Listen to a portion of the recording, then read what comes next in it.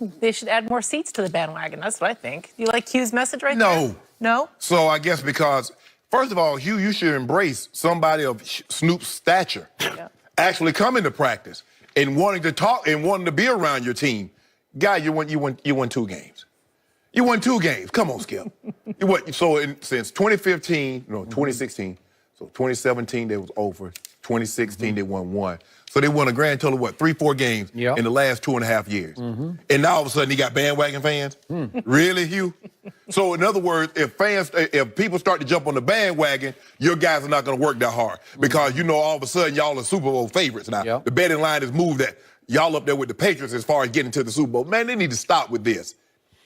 You're not the Steelers because outside of Cleveland, the Browns don't even have a national following, Skip. This is not the Steelers. This is not the Cowboys. This is not one of these historic franchises. You're the Cleveland Browns. You haven't won not in a lot of people's lifetime, in 50 years. Jim Brown won the title in 59, Skip?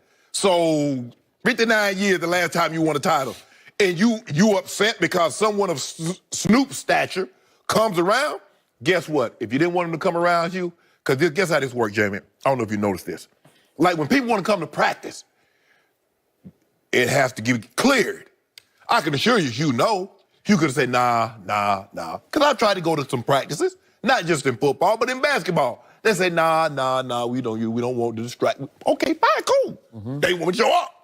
So that way they can't say we're Shannon the bandwagon fan because they said they shut it down. Hugh could have easily shut this down. He knew Snoop was a Steelers fan. If you follow Snoop, he's always, especially on Sunday, he got his Steelers stuff on. He had his Long Beach Little League team, his Pop Warner team, dressed in Steelers colors. So we know what Snoop is. But the man was in town for his play, Return of the Dog Pound. I think that's the name of it. No, just Return of the Dog, of a Dog. Of a dog. Yeah. He stopped by he's a sports fan first and foremost, Skip. You know that. Football, basketball, Snoop's there.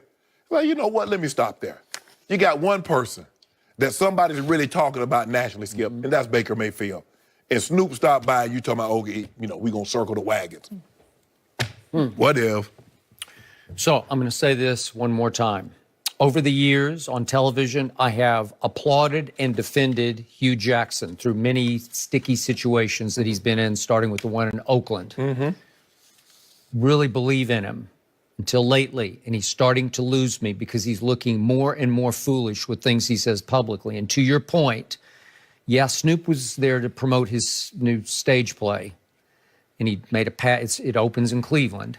But if it had opened a year ago, would he have gone out to the Browns facility?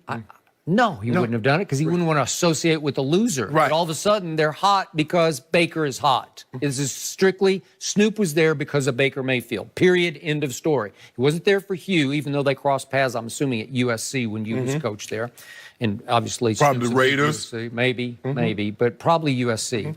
But to your point, Snoop is a huge Steelers fan. And he went out of his way to visit the practice of a division rival. Thank you. And fire up the dog pound. And, I'm sure there's some Steeler fans who are not real pleased with this. Right.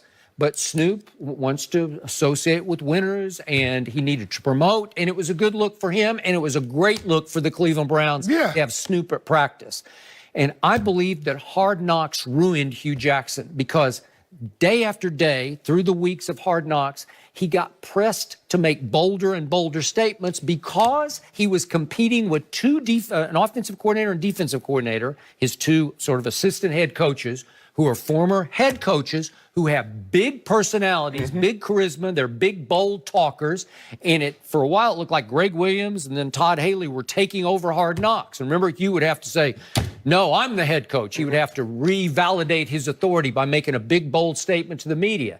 And all I know is it was clear through Hard Knocks, he didn't even give Baker Mayfield a chance to compete for the starting job with Tyrod Taylor. Not even a chance. And then the most embarrassing scene in the history of Hard Knocks is when he called in Baker and Drew Stanton and said, Baker, I'm happy to inform you, you won the backup job. Like it was a big deal, a big announcement on Hard Knocks. Really? Big deal. And I appreciated Baker not laughing in his face because Baker just rolled with he knew the camera. He beat out Drew Stanton. He beat out Drew Stanton for number 2 Really? You're the first pick in the draft, and he congratulated you for being the backup quarterback and didn't ever even give you a chance with the ones to win the job?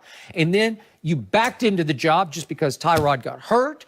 And then what happened after the huge late in the first half and second half that Baker played on that Thursday night game? Hugh says after the game to the media, what was his opening statement? Told you so. You told us nothing.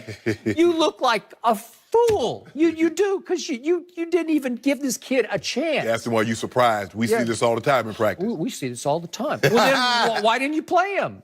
Again, I'm pounding the table. You got to play Baker Mayfield. So it's like Hugh got caught up in that, and he's trying to reassert his authority. And I don't know. Did John Dorsey? Maybe he was, complicit in this. Maybe it was John Dorsey's idea not to start Baker Mayfield. I don't know. But Hugh said it was his idea, and he stood by it. And now he's saying, we want to circle the wagon? Wait a second. Dude, you won 2 games. But time out. You're the reason, Hugh, that your team is at 5-0, because they would have won the first 2 games with Baker Mayfield. You say, how do you know? But I just know they would have won the first 2. And then they got robbed, flat out robbed late in the game in Oakland in regulation. Well, they got robbed in New Orleans, too. 2 PATs, Skip, and 2 field goals. Right. Well, you can argue, but I think Baker would have just taken the game over in both cases. So whatever, this could be a 5-0 team, but Hugh helped wreck the bandwagon. And then as Baker started to rebuild the bandwagon, he says, we don't want anybody on our bandwagon? So what are you saying to Cleveland fans? Stay away? It's us. It's just us. Just us? Really? Because think about it. What are you... We're talking about the... Would we have talked about the Browns today had Snoop not showed up to practice? We're talking about them. I mean, they have a fascinating game. But we weren't talking about them today until Snoop came. No. Come on, dude. Embrace it. If your team is that unfocused, that a celebrity showing up to practice would make them lose focus, well, you weren't going to do anything anyway. You're not going anywhere anyway. Because the guys, I've been around Team Skip, and we have celebrities come, oh, man, look who that is, such and such. Oh, yeah. You go back to doing your job. Yeah, sure. You've seen it a lot. Yes. Yeah. I can assure you, guess what? Entertainers, when they're at concert and somebody's backstage, they're like, oh, look at that, such and such. That's LeBron James. Probably at a Beyonce concert or a Jay-Z concert. Oh, that's such and such. That's it. Do they lose? I don't know if I can be able to go out here today. I don't know if I can go out here and entertain these 30,000 fans screaming. I don't know what I'm going to do. Where were you when I didn't have a #1 hit? What do you think Hugh was worried about? That all the attention is going to go to their head? The fact that we're talking about him on national... Dude, you won 3 games in 2.5 years. What? It shouldn't be in your big toe. Yeah. Everything should be in your big toe. Get to your head. That's too far away. Baker Mayfield is saving Hugh's job. He should embrace this. He should trumpet it. He should say, come one, come all. Yes. What did he say to Des Bryant on Hard Knocks? This is going to be the greatest turnaround in NFL history. Didn't he say that? Yes. Okay. So? Without you. Well, now it's without Des. It sounds like he's trying to recruit him. I don't know what happened. So, in the end, Shannon Sharp's Super Bowl pick is now visiting the Browns. His AFC pick... And that was the last team they beat before they won these 2 games this year. Yeah.